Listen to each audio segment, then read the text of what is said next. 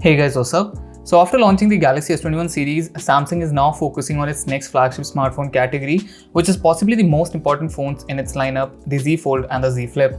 Now there are some very exciting leaks about the Z Fold 3 that we are going to talk about in this video, so let's get started. Starting with the most exciting news of them all, so the foldable phones are the only premium phones in Samsung's lineup that don't come with an IP rating, but seems like it's going to change with the Z Fold 3 and the Z Flip 3. The exact rating is unknown at this point, and it may not be similar to the IP68 rating of the Galaxy S21 series and may come with just an IP53 rating, but even that is an amazing feat considering the moving parts and the multiple points for water and dust to get inside a foldable device. The Z Fold 3 will also get an S Pen, and it is rumored that it will be similar to the one sold with the S21 Ultra, as Samsung could not make a slot for the S Pen inside the phone due to lack of space and dust and water resistance issues. Samsung may offer a separate case for the Z Fold 3 to hold the S Pen. The case along with the S Pen might be sold separately. The report also claims that the upcoming foldable smartphone will be compatible with the S Pen Pro that was unveiled alongside the Galaxy S21 Ultra in January. It will also feature a thicker UTG solution over the foldable screen, one that would be able to withstand the use of the S Pen. Talking about the screen, so there is some confusion regarding the size of the cover display, with some leakers saying that it would decrease in size from 6.2 inches to 5.4 inches, while others claiming otherwise. But with no dedicated slot for the S Pen, there is hardly any reason for Samsung to reduce the screen size of the cover display, and I think it will remain at 6.21 inches and 7.55 inches main display.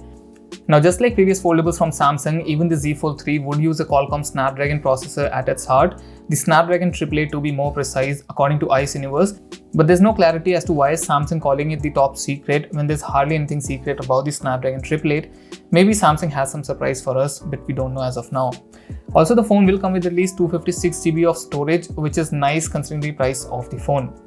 Now, the battery capacity of the Z Fold 3 has also been leaked, and this is one of the areas where there may be no improvement from the Z Fold 2, with a combined battery capacity of 4380 mAh that Samsung could market as 4400 mAh. The phone recently passed the 3C certification with the dual batteries, and the capacities have been leaked, with one battery cell having 2060 mAh capacity, while the other one having 2215 mAh, combining to form a total capacity of 4275 mAh.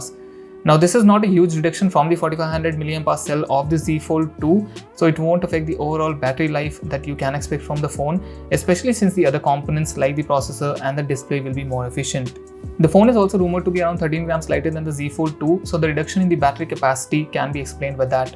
It will be available in at least two color options at launch, including black and green, while the Z Flip 3 will be available in a plethora of colors including grey, white, dark blue, pink, purple, green, black and beige.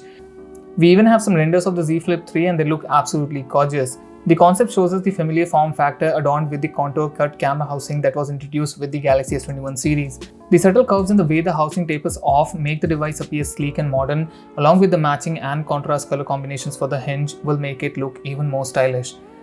It gets a larger cover display than the original handset's 1.1-inch AMOLED screen. Reports do suggest that both the cover and the internal foldable display might be a bit larger than the predecessor, which is going to be a welcome change.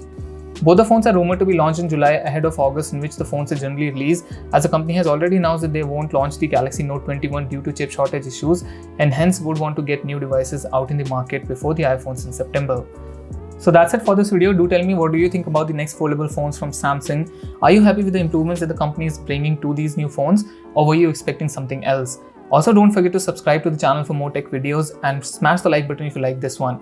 I'll see you all in my next video. Till then, bye bye and stay safe.